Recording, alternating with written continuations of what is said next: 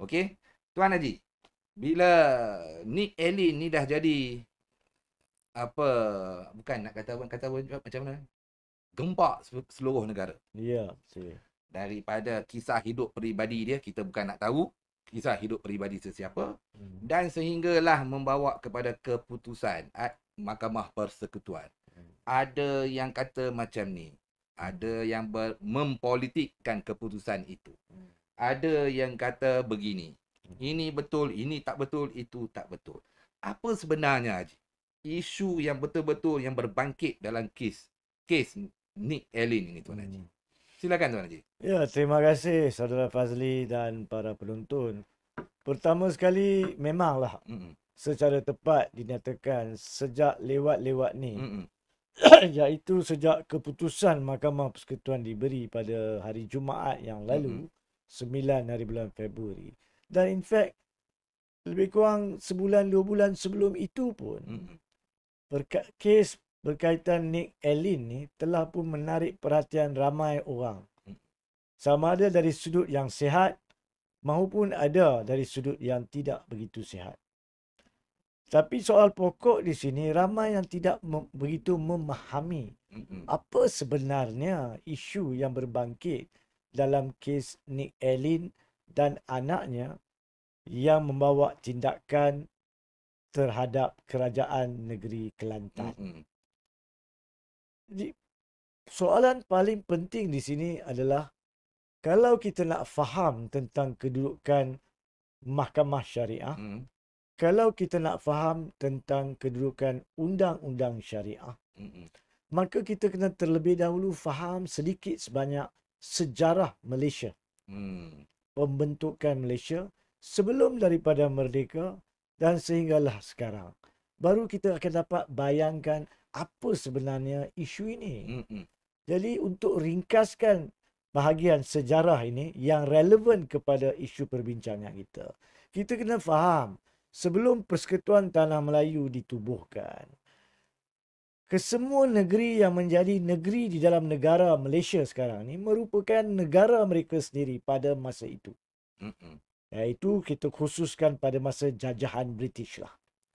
Jadi mereka ni sebenarnya merupakan negara tersendiri. Raja mereka, sultan mereka memerintah wilayah dan taklukan mereka sendiri. Contoh macam Perak, negara Perak. Negara Perak, Johor, negara Johor. Kelantan, negara Kelantan, Oh. Kedah dan sebagainya. Uh-uh. Jadi setiap negara tersebut, saya sebut negara Uh-uh. untuk rakyat faham Faham. bahawa mereka berbentuk negara pada masa Masa itu. itu.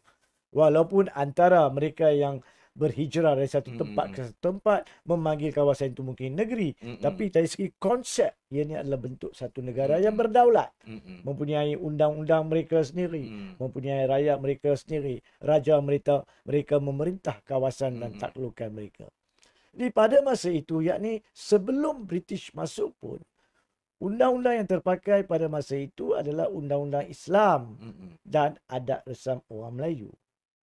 Apabila British masuk, maka dibawa masuk undang-undang yang kita panggil, yang kita kenali sebagai common law, Mm-mm. yang kemudiannya telah pun dijadikan sebagai akta dan undang-undang bertulis selepas daripada itu. Mm-mm. Tetapi pada masa itu sekalipun, sama ada di negeri-negeri Selat, Mm-mm. sama ada di negeri-negeri bersekutu ataupun negeri-negeri tidak bersekutu, yang mana ada penglibatan British secara langsung ataupun tidak langsung, Mm-mm. Islam dan adat resam Melayu tidak dicampuri oleh British. Mm. Ditinggalkan untuk diurus tadbir oleh pihak istana, sultan dan raja. Jadi selepas itu, apabila Malaysia merdeka, kesemua negeri ini berbesar hati untuk menyerahkan kedaulatan mereka supaya negeri mereka menjadi sebahagian daripada Persekutuan Tanah Melayu pada masa kita merdeka 1957 dan kemudian dia menjadi Malaysia apabila bercantum dengan Sabah dan Sarawak dan pada peringkat awal dengan Singapura yang kemudian telah keluar untuk menjadi Malaysia. Jadi berbesar hati mereka ini untuk menyerahkan daulat mereka pada negeri untuk persekutuan mentadbir daripada pada masa itu Kuala Lumpur, sekarang Putrajaya. Right? Jadi ini kita kena faham. Mm-mm. Pada masa yang sama, memandangkan Islam dan Melayu diletakkan pada sultan-sultan daripada zaman sebelum British dan zaman British, Mm-mm. maka isu Islam ni disimpan secara khusus untuk negeri. Persekutuan tak masuk campur. Jadi apabila kita merdeka, kita ada undang-undang tertinggi negara, iaitu Perlembagaan Persekutuan Tanah Melayu. Sekarang ni Perlembagaan Persekutuan. Dan Perlembagaan Persekutuan ni mengatur cara tadbir urus negara, di mana konsep tadbir urus antara persekutuan dan negeri dinyatakan dengan agak terperinci. Apakah dia kuasa federal? Yang ni bila sebut federal, persekutuan lah. Apakah kuasa state atau negeri? Dinyatakan. Dan kita juga kena faham di sini, ada 3 cabang arus tadbir negara. Eksekutif, iaitu yang mentadbir negara. Kerajaan pusat, dan di negeri, kerajaan negeri. Itu satu. Yang kedua adalah legislature ataupun legislatif. Cabang yang menggubal undang-undang. Untuk persekutuan adalah parlimen. Untuk negeri adalah Dewan Undangan Negeri. Dan yang ketiganya adalah mahkamah. Yang akan mengurus tadbir berkaitan dengan sistem keadilan. Iaitu perlanggaran mana-mana undang-undang bertulis atau mana-mana pertikaian antara individu dengan individu atau individu dengan kerajaan akan dibawa ke mahkamah. Di persekutuan, mahkamah sivil, dan secara khusus mahkamah syariah di negeri untuk mentadbir urus undang-undang Islam dan perkara-perkara yang berkaitan dengannya. Tetapi bila kita dah sebut tentang mahkamah sivil, mahkamah syariah, kita dah sebut tentang gubalan di persekutuan, gubalan undang-undang di negeri, kita kena faham pada masa kita merdeka dan perlembagaan digubal, maka ada diletakkan dengan khusus di dalam perlembagaan. Apakah dia kuasa gubalan persekutuan? Ini parlimen boleh buat. Apakah dia kuasa gubalan negeri? Ini negeri boleh buat.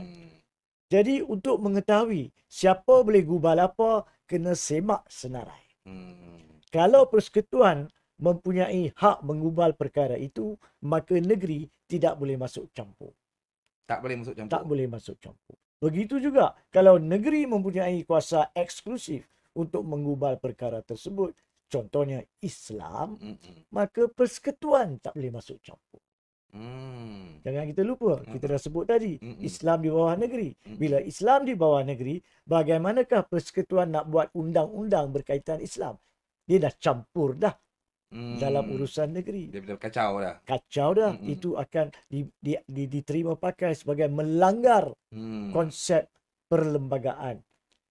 Now, untuk mengetahui apakah dia kuasa gubalan persekutuan, kuasa gubalan negeri, senarai yang wujud di dalam perlembagaan terletak di bawah jadual 9. Ini perlu saya tekankan supaya siapa yang menonton boleh semak. Jadual 9 ada 3 senarai. Senarai pertama adalah senarai persekutuan. Dalam situ kita akan nampak apa yang boleh digubal oleh persekutuan satu sampailah habis. Dan senarai negeri terdapat dalam senarai kedua. Okay. Senarai ketiga adalah disebut senarai bersama, concurrently. Minta maaf. Silakan aja. Anwar Abdul Hamid, salam. Ini gag Black Friday ke Ombo? Tidak ada blacknya pada Friday sebenarnya. Dia menjadi Black Friday sebab ada orang yang tak faham dan salah faham. Sambung aja. Saya teruskan. Jadi balik kepada senarai 1 dan senarai 2, persekutuan dan negeri ni, kita akan nampak Islam terletak ataupun gubalan undang-undang berkaitan Islam diletakkan dalam senarai negeri, iaitu senarai kedua di dalam butiran nombor 1. Di situ kita akan nampak apa dia boleh gubal. Undang-undang nikah, cerai, wakaf, masjid, perkara-perkara yang berkaitan. Dan ada satu bahagian yang mengatakan bahawa dia boleh gubal kesalahan-kesalahan jenayah yang melanggar peraturan Islam selagi ia tak terkandung dalam senarai persekutuan. Maksudnya tidak bercanggah. Itulah dia isu dia. Dan Okey. inilah menjadi isu di dalam kes Nick Allen. Oh, okey. Now, saya berhenti sekejap. Ha ah. Saya akan jawab soalan saudara Ha ah. Fazli bersama dengan huraian Nick Ha ah. Allen berkaitan isunya. Dalam kes Nick Allen, Mm-mm. apa yang berlaku adalah terdapat suatu enactment Mm-mm. jenayah syariah negeri Kelantan Mm-mm. tahun 2019 yang telah digubal oleh Dewan Undangan Negeri Kelantan, yang telah pun menggubal pelbagai peruntukan jenayah syariah yang dalam pandangan Dewan Undangan Negeri Kelantan adalah isu-isu berkaitan dengan peraturan agama Islam yang mereka berhak untuk gubal, maka mereka gubal. Dan daripada senarai yang ada dalam enactment 2019 ni, Nick Allen, seorang rakyat ataupun yang berasal dari Kelantan bersama anaknya, telah mencabar beberapa peruntukan daripada enactment tersebut. Dia bukan mencabar keseluruhan enactment. Dia tidak mengatakan keseluruhan enactment itu tidak sah. Dia mengatakan pada masa awal, dia mengatakan 20 daripada 50 lebih peruntukan enactment tersebut tidak sah. Kenapa dia kata tak sah? Sebab dia kata ini ni kalau kita tengok betul-betul, walaupun ianya merupakan isu berkaitan dengan hukum hakam ataupun peraturan Islam, tapi dia termasuk sebenarnya dalam senarai persekutuan. Jadi bila termasuk senarai persekutuan, maka klausa pengecualian, preclusion clause dalam bahasa Inggerisnya, yang mengatakan boleh gubal undang-undang jenayah syariah berkaitan peraturan Islam selagi tak termasuk dalam senarai persekutuan terpakai.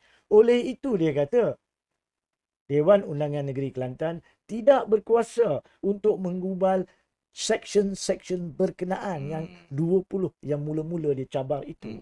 Itu sebenarnya isunya. Isunya bukan berkaitan dia mengatakan mahkamah syariah ni tidak sah. Tidak. Dia tak mengatakan hukum hakam syarak atau hukum hakam syariah tidak boleh terpakai di dalam negara Malaysia. Tidak. Ini terdapat kekilafan dalam fahaman. Kenapa saya sentuh ni saudara Fazli? Sebab saya percaya saudara Fazli pun setuju.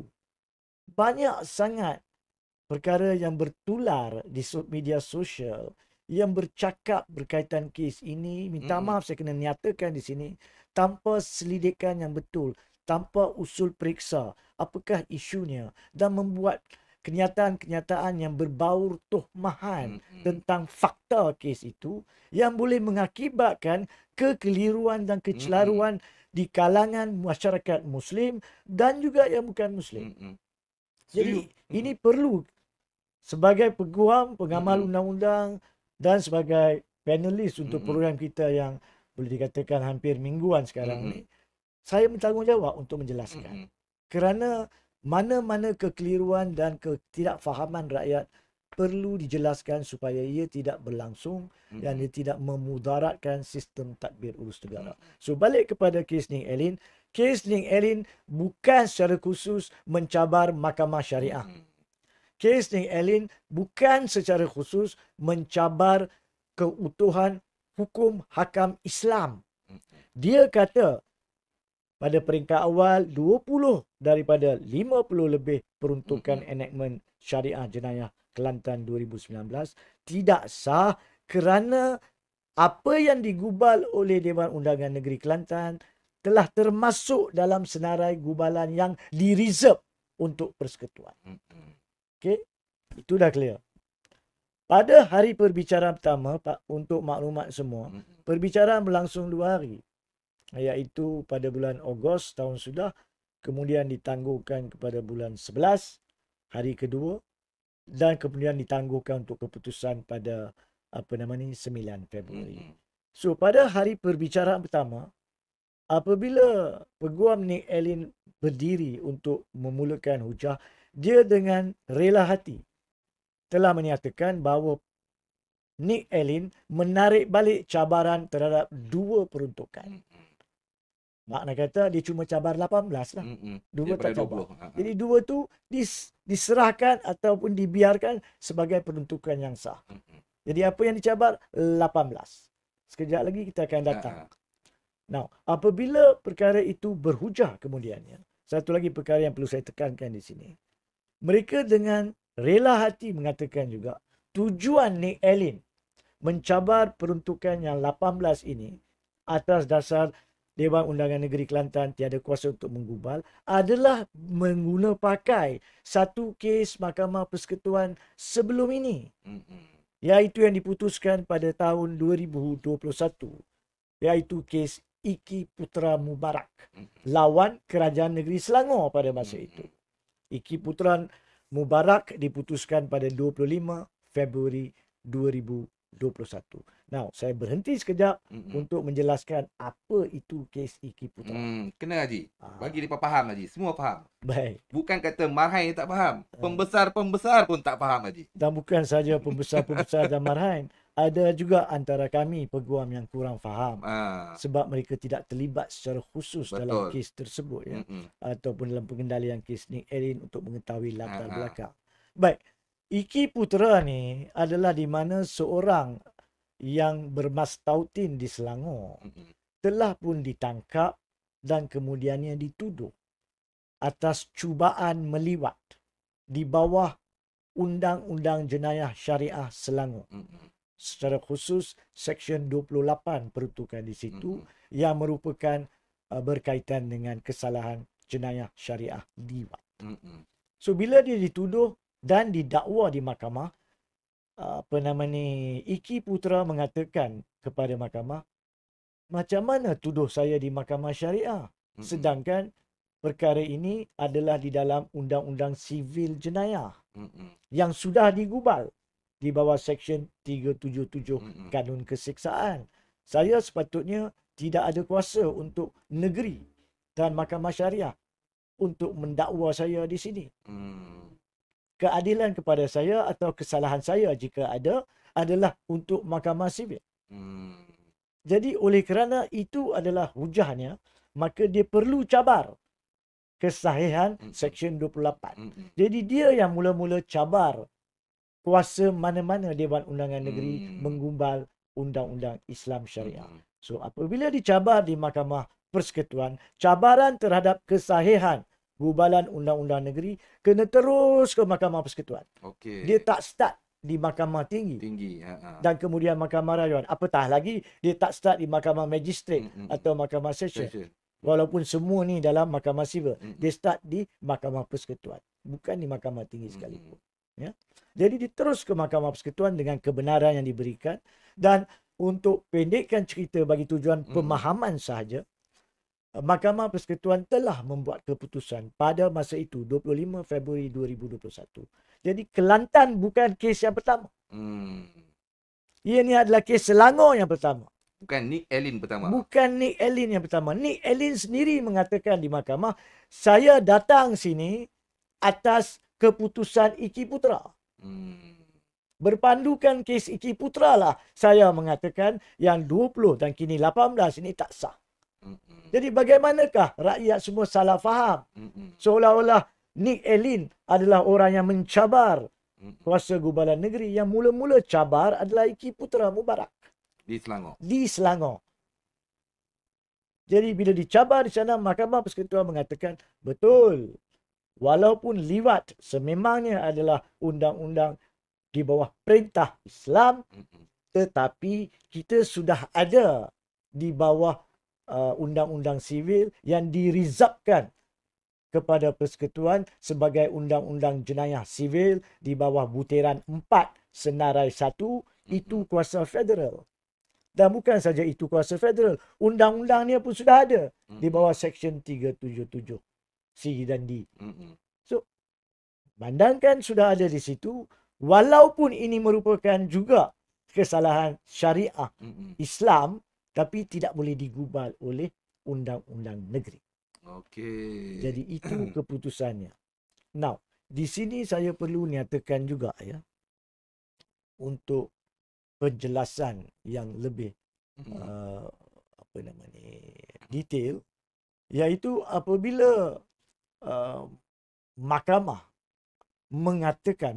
Persekutuan mengatakan bahawa Dewan Undangan Negeri Selangor dalam Iki Putra dan Dewan Undangan Negeri Kelantan dalam kes Nick Allen tiada kuasa menggubal, bukannya mahkamah mengatakan undang-undang syariah tu tidak dihormati. Tidak. Betul. Okay. Mahkamah cuma mengatakan kami dari pembacaan perlembagaan yang mengasingkan kuasa gubalan negeri dan persekutuan berpendapat negeri tidak boleh gubal sebab sudah ada dalam senarai persekutuan.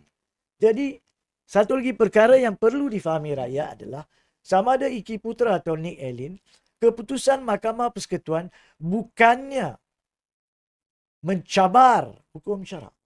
Dia mencabar kuasa gubalan negeri. Kuasa gubalan negeri. Nah, saya perlu tekankan di sini juga, lebih pada 30 tahun lalu, terdapat satu kes Mamat bin Daud.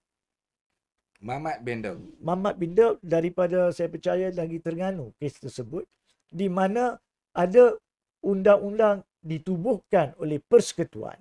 Ini oleh persekutuan, bukan oleh negeri.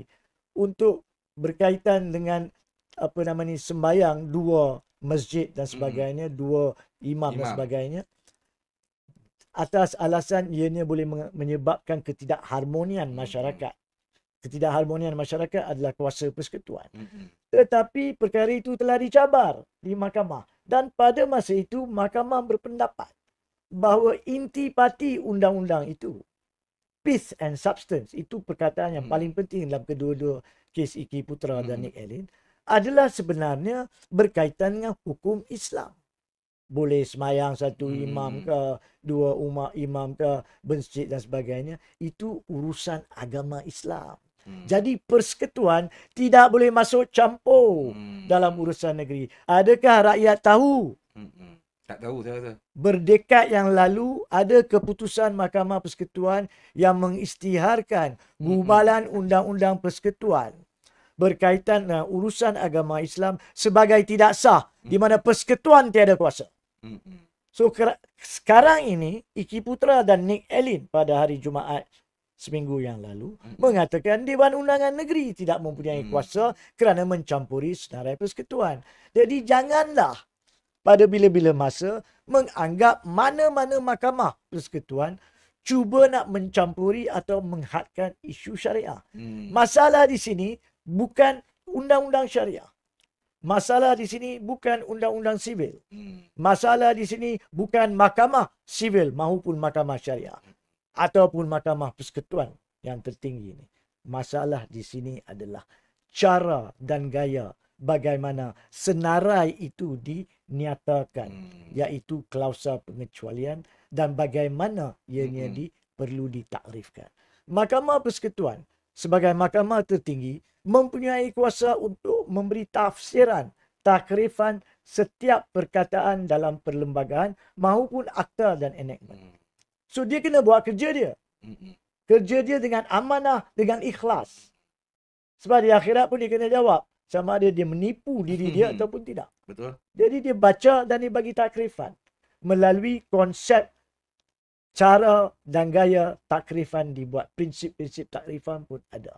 Jadi dia terikat dengan perkara ini. Jadi masalah dalam kes-kes ini dan Nick Allen adalah isu berkaitan kandungan perlembagaan. Kita akan sentuh. Jadi ini di peringkat awal, rakyat kena faham apa dia isu sebenar dalam kes Nick Allen, supaya tidak akan ada nak menuding jari bahawa hukum syarak sekarang ni tidak boleh dipakai. Saya akan jelaskan semua ni kemudian.